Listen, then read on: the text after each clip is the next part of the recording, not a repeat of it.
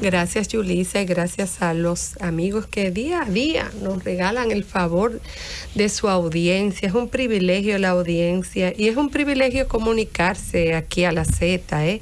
Nosotros somos humildes, pero la Z tiene un nivel de penetración y de escucha importante. Por lo tanto, que el hecho de que nosotros le demos acceso a una persona como medio de comunicación responsable que somos y como un medio que es vamos a decir, el canal para que la gente se exprese, también amerita que la gente lo haga con consideración y con respeto, no a nosotros, sino a los millones y millones de personas que escuchan a la Z.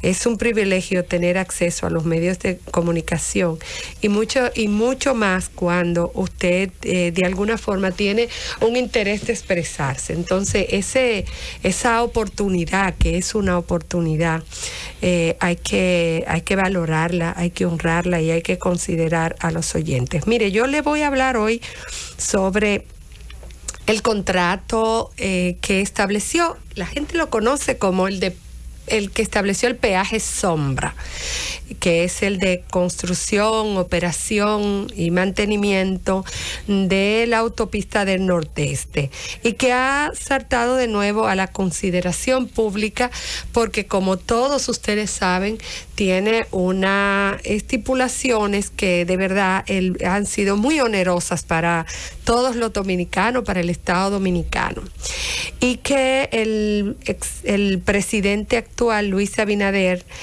pues prometió o anunció que sería revisado.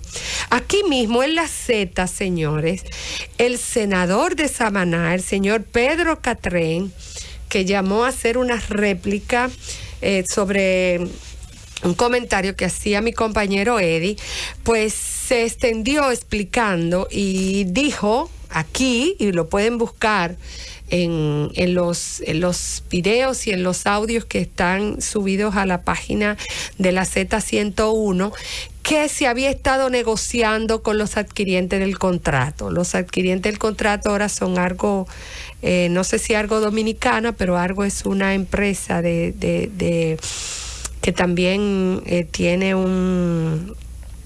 una matriz mundial, que es el que está ahora mismo como titular, como beneficiario de ese contrato, y que se había estado pues negociando con ellos, y que ellos habían llegado a ofrecer hasta la mitad de la eliminación del costo mínimo, y por el cual nosotros pagamos el peaje sombra.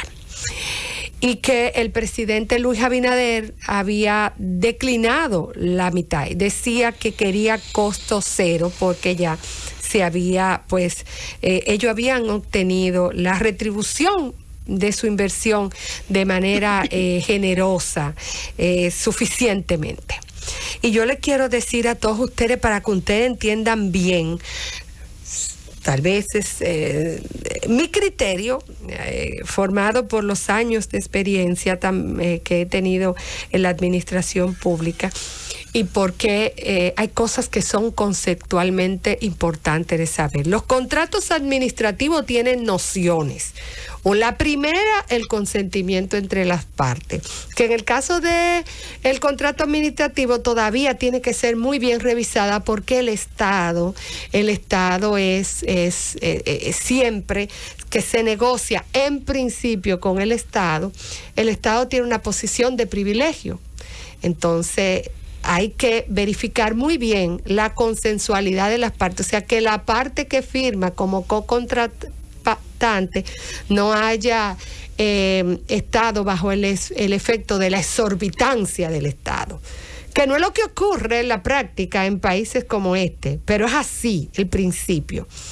Después, que sea un carácter público el objeto del contrato, un servicio público, y su naturaleza debe regir y orientar todo el espíritu del contrato, y otros aspectos más como la inmutabilidad del contrato, y entre ellos hay uno muy importante entre todas esas nociones, que es el equilibrio financiero y económico del contrato, que para decírselo en palabras sencillas, aunque es un principio espeso y conceptual, implica, y que ha sido tratado por la doctrina, que en la vida de ejecución del contrato, ese contrato mantenga un equilibrio para que al final el contrato cumpla los fines para lo cual cada una de las partes contrató.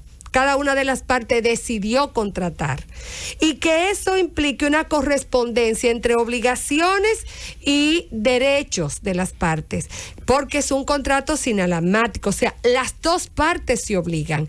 Y debe haber un equilibrio en que ninguna de las dos partes resulte perjudicada, y para ello tiene que ser ejecutado de manera honesta, dice, entre otras cosas. Ese equilibrio financiero y económico del contrato y ese principio del equilibrio económico de los contratos administrativos implica que si mutaran circunstancias en la ejecución del contrato de forma tal y que no sea por causa suya, usted puede, alegando ese principio de equilibrio económico y financiero del contrato, pedir la modificación del mismo, porque usted está siendo perjudicado y está más allá que lo que usted estaba persiguiendo. Las partes negociaron de manera honesta. Ahora bien, ese principio, la aplicación, alegar, usted poder alegar, vamos a decir, acudir, invocar ese principio que es con natural a la naturaleza del contrato administrativo, también tiene formas. ¿Y por qué yo diría que en principio pudiéramos agarrarnos de esa inequidad manifiesta que tiene ese contrato? Pero también tenemos que revisar qué nosotros pactamos. Oye, señores, cuando usted lee el contrato, y le agradezco al señor Dionis Sánchez, al senador Dionis Sánchez, que tal vez imbuido por el deseo de demostrar que la responsabilidad no era de el expresidente Leonel Fernández, pues habló del contrato y bueno, y compareció allá en el hemiciclo al que él pertenece y nos dijo algunas particularidades del contrato. No quiere decir que lo haya logrado, porque hay que establecer que el contrato ciertamente, al parecer, por la fecha, fue firmado por el expresidente Hipólito Mejía, pero tuvo dos adendas posteriores. Ese contrato establece, primero acogió unos estudios técnicos de factibilidad, de propensión del tránsito actual, del índice de incremento esperado, de la potencialidad de nuevo tránsito por ahí, y entonces a partir de ese indicador, por decirle de alguna forma, el Estado dijo, bueno, esto es lo que posiblemente va a incrementarse. Hay que ver quiénes hicieron esos estudios técnicos que sirven de base primordial, inclusive para la decisión del Estado, si hacer esa carretera como bajo una obra pública o haberlo hecho bajo esa modalidad de contrato especial, que no podemos decir que era una alianza público-privada, porque todavía nosotros no teníamos un régimen de alianza público-privada, pero era un contrato especial donde el cual el Estado otorgaba una concesión a un tercero para que financiara, construyera, operara y mantuviera la obra, y lo autorizó a cobrarse hasta poder retribuir su inversión con el tránsito, con el pago del peaje. Pero para ello estableció un tránsito mínimo, o sea que el riesgo lo estaba aguantando el Estado de que ese tránsito que él mismo había calculado como el esperado pudiera cubrir el pago del contrato, y estableció que si no se cumplía ese ese pago mínimo, que era el tránsito calculado conforme al no sé quiénes fueron los que participaron ahí, pero lo invito a ustedes a reclamar quiénes hicieron esos estudios técnicos, cuáles consultores lo avalaron y si hubo algún organismo internacional que lo refrendara, porque un contrato de esa naturaleza no se hace con 2, 3 tecniquitos. Por lo menos si usted está buscando salvaguardar el interés colectivo y sus obligaciones y su responsabilidad administrativa. Pues bien, ese contrato decía que si había un excedente de más de 10%, se quedaba la empresa con ello.